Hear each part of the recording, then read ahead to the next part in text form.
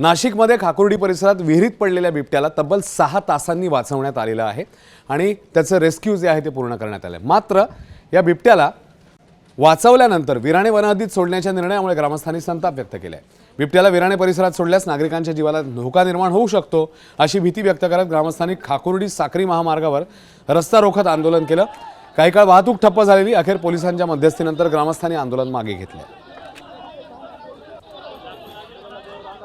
One परिक्षेत्रात बिबट्या आढळला. तो बिबट्या आमच्या विराणे इथं सोडायला नर्सरीमध्ये घेऊन चालले. त्याच्यामुळे आमचा खूप विरोध आहे. आम्ही वनपाल, वनरक्षक, रेंजर यांना विनंती केली. यांनी आम्हाला कोणी गवाही दिली की आम्ही सोडणार नाही, म्हणून आम्ही फॉरेस्टमध्ये आता नर्सरीमध्ये यांना जाऊ दिलं. परंतु त्यांनी जर आम्हाला न माहिती जर कधी कुठे रवाना केला तर त्यांच्यावर कायदेशीर आम्ही उपोषण करून आणि कायदेशीर कार्यवाही करू. तिकडे अहिल्यानगरच्या पारनेर तालुक्यातल्या किन्ही गावात ढाकऱ्या तलाव परिसरात देखील वनविभागाने पिंजरा लावलेला आहे.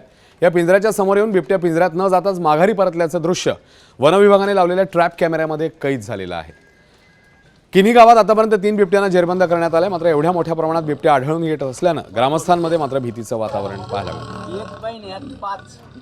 5 बिबट्या 15 तारखेला पहिला, आज 13 तारीख.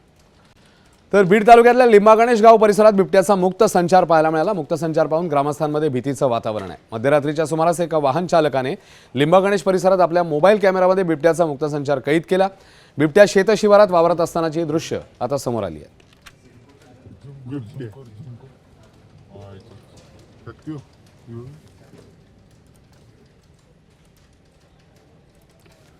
तर धुळ्यातल्या शिरपूर तालुक्यात बिबट्याची दहशत पाहायला मिळते. भरवाडे शिवार कोरड्या विहिरीमध्ये बिबट्या पडल्याची माहिती आहे. गेल्या 4 ते 5 तासांपासून रेस्क्यू ऑपरेशन सुरू आहे. विहीर कोरडी असल्यानं बिबट्या वर चढू शकत नसल्याची माहिती आहे.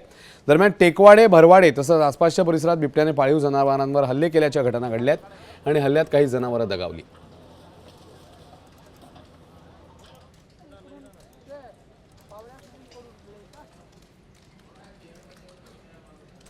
आणि नागपूरच्या अधिवेशनात देखील हा बिबट्याचा मुद्दा चांगलाच गाजलेला पाहायला मिळाला. कारण विविध आमदारांनी, मंत्र्यांनी वेगवेगळे उपाय सुचवले आणि आता यामध्ये उपमुख्यमंत्री अजित पवारांनी देखील सल्ला दिलेला आहे.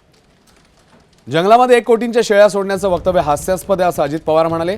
वनमंत्र्यांनी सुचवलेल्या उपायाची त्यांनी एक प्रकारे जणू खिल्ली सोडवली आहे. बिबट्यांची संख्या 2000पेक्षा अधिक आहे. अशातच बिबट्याची नसबंदी केली तर त्याचा परिणाम दिसायला काही वर्षांचा कालावधी लागेल.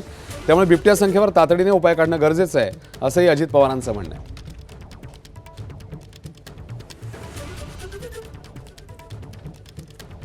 तर अजित पवारांच्या वक्तव्यावर वनमंत्री गणेश नाईकांची प्रतिक्रिया आली. दादांचं हे पण म्हणणं आहे की 1 कोटींच्या शेळ्या जंगलात सोडणं व्यवहार्य होणार नाहीये. ठीक आहे, दादाशी मी चर्चा करतो. नाही साहेब, महापालिका निवडणूक. एबीपी माझा, उघडा डोळे बघा नीट.